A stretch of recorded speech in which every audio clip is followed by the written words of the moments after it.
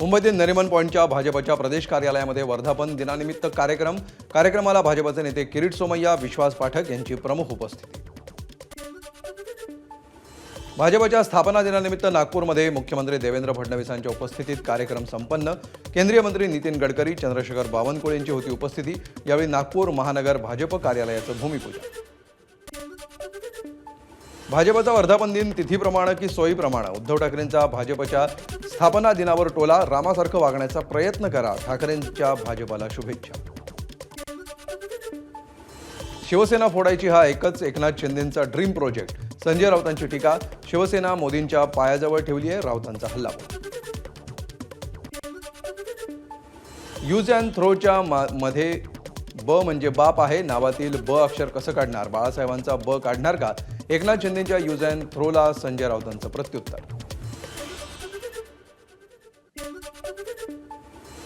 धाराशिवचे पालकमंत्री बदलण्याचा भाजपचा डाव असल्याचा शिवसेनेच्या सुधीर पाटील यांचा आरोप। प्रताप सरनाईक सध्या धाराशिवचे पालकमंत्री।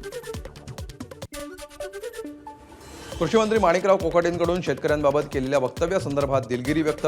शेतकऱ्यांचा मानसन्मान दुखावला गेला असेल तर माफी मागतो, कोकाटेंचं वक्तव्य। यवतमाळमध्ये कृषीमंत्र्यांचा प्रतिकात्मक पुतळा फासावर लटकवत ठाकरेंच्या सेनेचं आंदोलन। कृषीमंत्र्यांनी शेतकऱ्यांबद्दल केलेल्या विधानानंतर ठाकरे सेना आक्रमक, राजीनाम्याचीही केली मागणी। कृषीमंत्री माणिकराव कोकाटेंविरोधात सोलापूरमध्ये ठाकरेंची शिवसेना आक्रमक। कर्जमाफीच्या मुद्द्यावरून शेतकऱ्यांना सुनावणाऱ्या कोकाटेंविरोधात ठाकरेंच्या शिवसेनेची निदर्शनं। केंद्रीय कृषी मंत्री शिवराज सिंग चौहान उद्या नंदुरबार दौऱ्यावर। ठाकरेंची शिवसेना कर्जमाफीच्या मागणीसाठी कृषी मंत्र्यांना काळे झेंडे दाखवणार। उपमुख्यमंत्री अजित पवार बारामतीच्या दौऱ्यावर, अजितदादांकडून विकास कामांची पाहणी। बारामतीमध्ये उपमुख्यमंत्री अजित पवारांच्या हस्ते दिव्यांगांना मोफत सायकल वाटप। बजेटमध्ये डीपीडीसीला 22,000 कोटी दिले, त्यातला 1% दिव्यांगांसाठी खर्च करण्याची तरतूद। अजित पवारांची माहिती। बारामतीत जेवढं केलं तेवढं काम करणारा एकही आमदार मिळणार नाही, अजित पवारांचा शरद पवारांना चिमटा। 1952 पासून जे आमदार झाले त्यांनी काय काम केलं ती बघा आणि मी केलेलं काम बघा, अजित पवारांचं आव्हान। शरद पवारांना चिमटा काढणं अजित पवारांना परवडणार नाही, अजित पवारांच्या वक्तव्यावर संजय राऊतांची प्रतिक्रिया। छत्रपती संभाजीनगरच्या किराडपुरातील राम मंदिरामध्ये संजय शिरसाट, चंद्रकांत खैरे, अतुल सावे, भागवत कराडांच्या हस्ते आरती। यावेळी संजय शिरसाटांची पुन्हा खैरेंना खुली ऑफर। खैरेंनी खऱ्या हिंदुत्वाची साथ दिली पाहिजे, शिरसाटांचं वक्तव्य। शिंदेंच्या शिवसेना ठाणे लोकसभा संपर्क प्रमुखपदी मनोज शिंदे यांची नियुक्ती। काँग्रेसमधून आलेल्या शिंदेंच्या नियुक्तीमुळे शिवसेनेतील निष्ठावंत नाराज असल्याची सूत्रांची माहिती। ठाकरेंच्या शिवसेनेकडून कम्युनिकेशन विंगची स्थापना। उद्धव ठाकरेंच्या हस्ते शिवसंचार सेनेच्या लोगोचं अनावरण। आदिवासी आश्रमशाळांचा कायापालट करण्यासाठी चिंतन बैठक। सह्याद्री अतिथीगृहावर उद्यापासून 2 दिवस बैठकींचं आयोजन। सर्व प्रकल्प अधिकाऱ्यांना हजर राहण्याचे आदिवासी विकास मंत्री अशोक उईके यांचे निर्देश।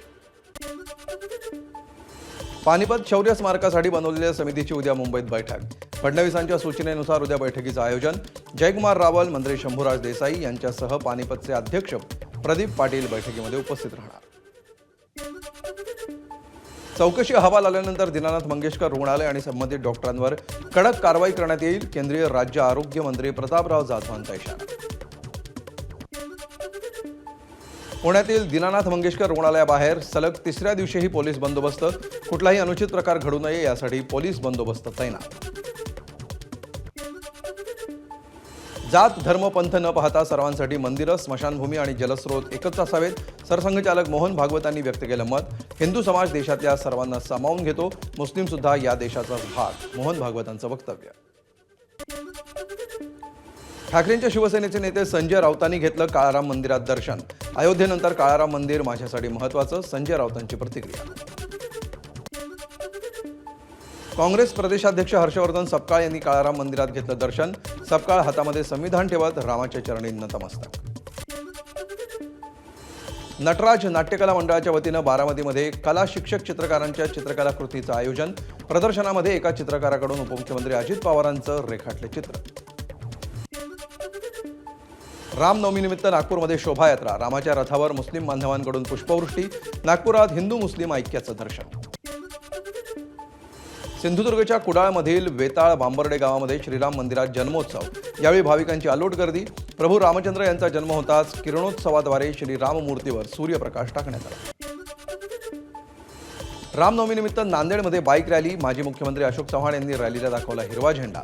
रॅली दरम्यान विविध साहसी खेळांचंही प्रदर्शन. रामनवमीनिमित्त बीडमध्ये भव्य मोटरसायकल रॅली. हातात भगवे झेंडे घेत तरुण रॅलीत सहभागी. सिंधुदुर्गात रामनवमीचं औचित्य साधून प्रसिद्ध वाळूशिल्पकार रविराज चिपकर यांनी 3 फूट उंचीचं श्रीरामाचं वाळूशिल्प साकारलं.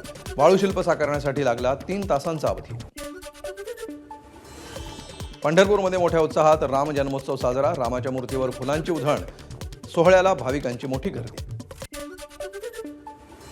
पंढरपूरमध्ये चैत्र यात्रेनिमित्त विठ्ठल रुक्मिणी मंदिराला आकर्षक विद्युत रोषणाई. दर्शनासाठी भाविक मोठ्या संख्येनं पंढरपुरात. 11 एप्रिलला तुळजाभवानी मातेचं मंदिर पहाटे भाविकांसाठी बंद राहणार. चैत्र पौर्णिमा यात्रेनिमित्त भाविकांची होणारी गर्दी लक्षात घेऊन सुलभ दर्शनासाठी मंदिर संस्थानाचा निर्णय.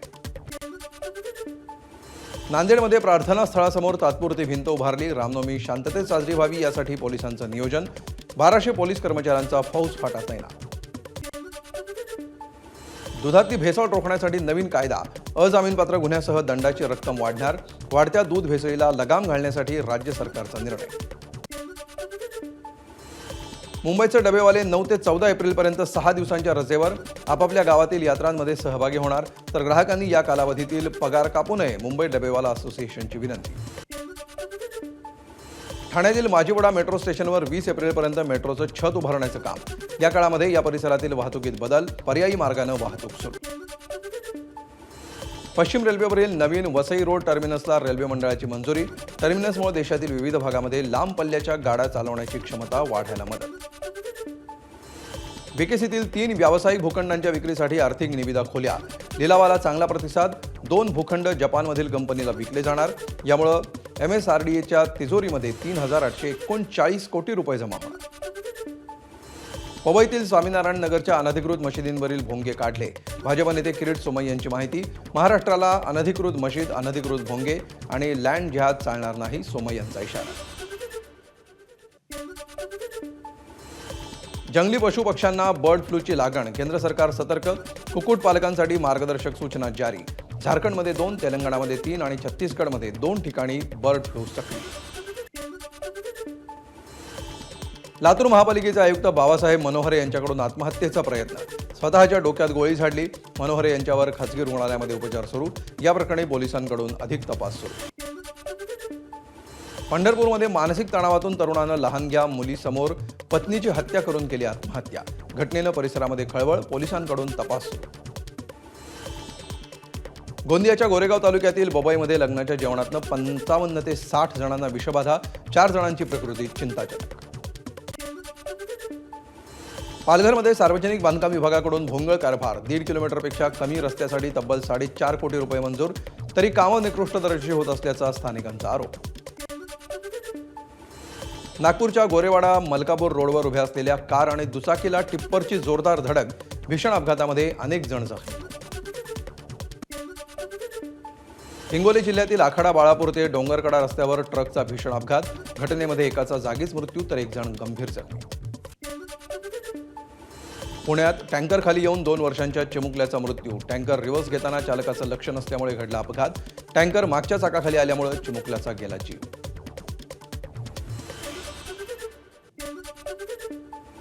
बुलढाण्याच्या शेगाव खामगाव मार्गावर क्रेटा कार आणि दुचाकीची धडक. अपघातामध्ये 2 दुचाकीस्वार गंभीर जखमी.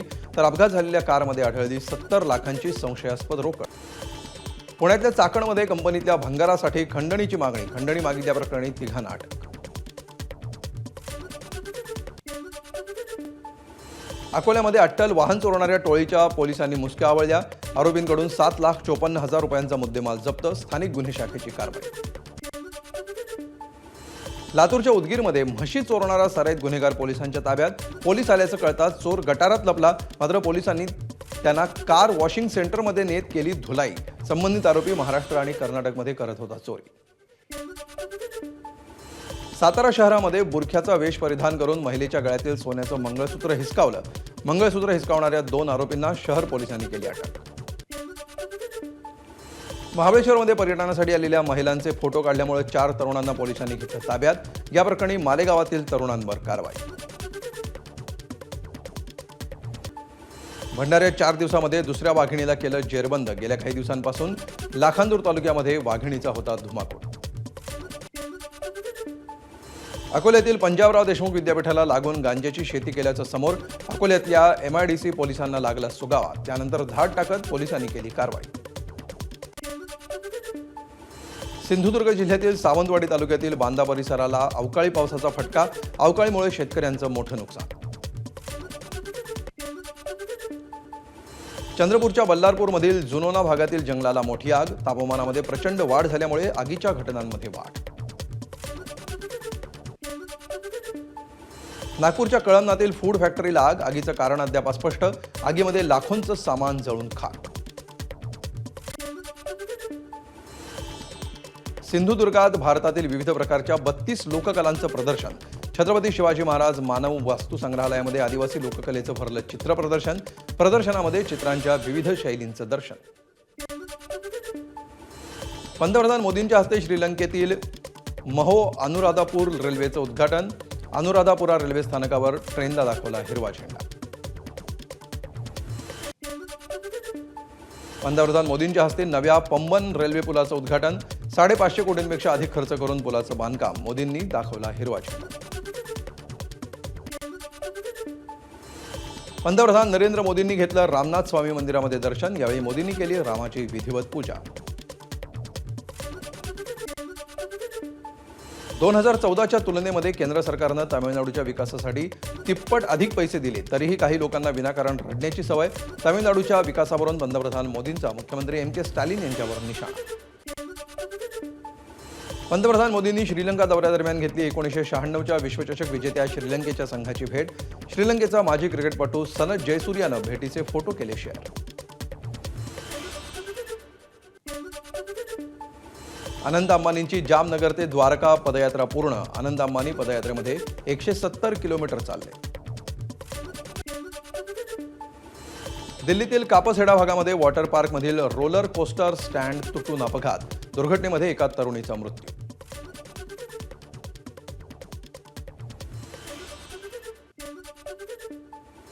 मध्य प्रदेशच्या शोपूरमध्ये एक व्यक्ती चित्त्यांना पाणी पाजतानाचा व्हिडिओ व्हायरल. व्हिडिओ कुनो राष्ट्रीय उद्यानाजवळच्या एका गावातला. त्याची सत्यता तपासण्याचं काम सुरू. जगातील सर्वात शक्तिशाली पासपोर्टच्या यादीमध्ये प्रथमच आयर्लंडनं अव्वल क्रमांक पटकावला. तर भारताला 148व्या स्थानावर समाधान मानावं लागलं.